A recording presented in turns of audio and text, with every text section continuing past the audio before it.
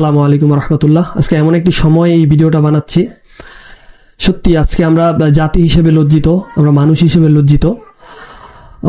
আজকে হচ্ছে আমাদের সেই বোন আসিয়া, 8 বছরের ছোট্ট সে আসিয়া না ফেরার দেশে চলে গেছে।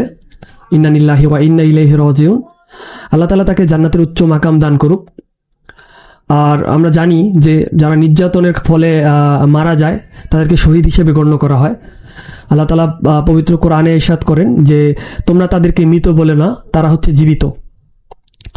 তো আমরাও তার ব্যাপারে এই সুধারণা পোষণ করি। আল্লাহ তাআলা তাকে জান্নাতুল ফেরদাউস নসিব করুক। আমাদের বোন আসিয়া হয়তো আজকে চলে গেছে, কিন্তু সে এই দেশের আইনের কাছে, এই দেশের বিচার ব্যবস্থার কাছে, এই দেশের মানুষের কাছে একটি প্রশ্ন রেখে গেছে যে আসলেই সে দেখিয়ে দিয়ে গেছে যে বাংলাদেশ হোক বা পৃথিবীর যে কোনো মানবরচিত আইন নারীদের নিরাপত্তা দিতে কতটা ব্যাপকভাবে ব্যর্থ।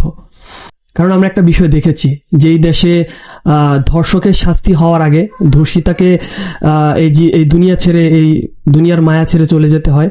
সে দেশে আর যাই হোক আইনের সুশাসন আছে বলে এটা আমি বিশ্বাস করি না।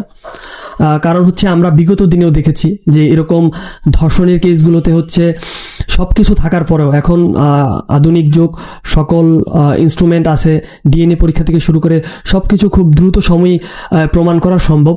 সব প্রমাণ থাকার পরেও আসামিকে তাদের হেফাজতে থাকার পরেও এই বিচারগুলো অনেক লেন্দি হয়, প্রায় 1 থেকে 2 বছর লেগে যায় একটা বিচার কার্য সমাধান করতে। এটা হচ্ছে আমাদের ব্যর্থতা, আমাদের মানবরচিত আইনের ব্যর্থতা।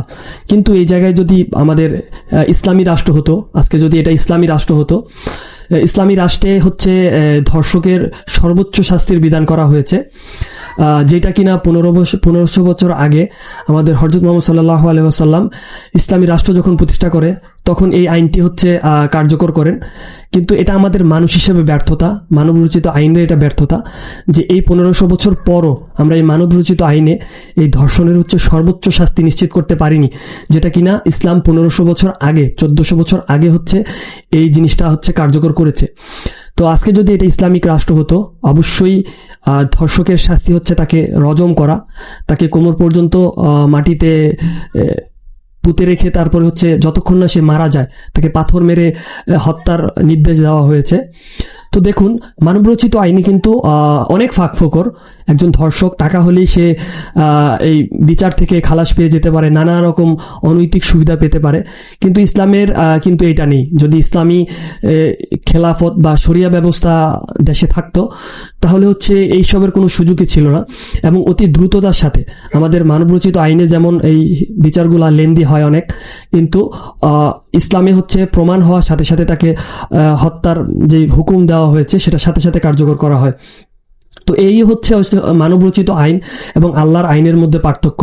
এটা স্বাভাবিক যে মানবরচিত আইনের মধ্যে ত্রুটি বিচ্যুতি অবশ্যই থাকবে, কিন্তু সেই মহামহিন আল্লাহ, যিনি এই পৃথিবীর সৃষ্টিকর্তা, তিনি যে আইন আমাদের জন্য বাতলে দিয়েছেন সেটা কিয়ামত পর্যন্ত হচ্ছে দুনিয়ার জন্য প্রাসঙ্গিক থাকবে। এবং আপনি যখন একজন ধর্ষককে ওপেন প্লেসে এনে এইভাবে শাস্তি দিবেন, পরবর্তীবার হচ্ছে কেউ এরকম কাজ করার আগে একবার হলেও তার মাথায় চিন্তাটা আসবে, এই শাস্তির ব্যাপারে তার মাথায় ভয় আসবে, সেগুলো থেকে ব্যাপক হারে কমবে। আমরা যদি ইসলামিক রাষ্ট্র যখন প্রতিষ্ঠিত ছিল মদিনায় বা যেখানেই আছে, আমরা যদি সেখানে ডাটাগুলো অ্যানালাইসিস করি আমরা সহজেই বুঝতে পারবো যেখানে হচ্ছে শরিয়া ব্যবস্থা কায়েম আছে সেখানে ধর্ষণের পরিমাণ কম এবং নারীদের সুরক্ষার বিষয়টা ইসলামে হচ্ছে অনেক গুরুত্বের সাথে দেখে। ইসলামে হচ্ছে নারীরা হচ্ছে ঘরের রানী।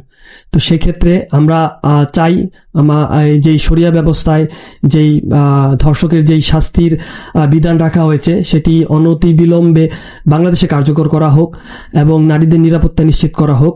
তো ওই হিসেবে হচ্ছে আল্লাহ তাআলা আমরা সবাই দোয়া করি আমাদের সেই ছোট্ট 8 বছরের আসিয়াকে আল্লাহ তাআলা জান্নাতুল ফেরদাউস নসিব করুক, এবং যারা এই জঘন্য কাজের সাথে জড়িত তাদেরকে দ্রুততম সময়ের মধ্যে বিচারের আওতায় এনে দেশবাসীর সামনে হচ্ছে তাদের ওপেন প্লেসে তাদের এই বিচারটা সম্পন্ন করা হোক এবং দৃষ্টান্তমূলক শাস্তি দেওয়া হোক।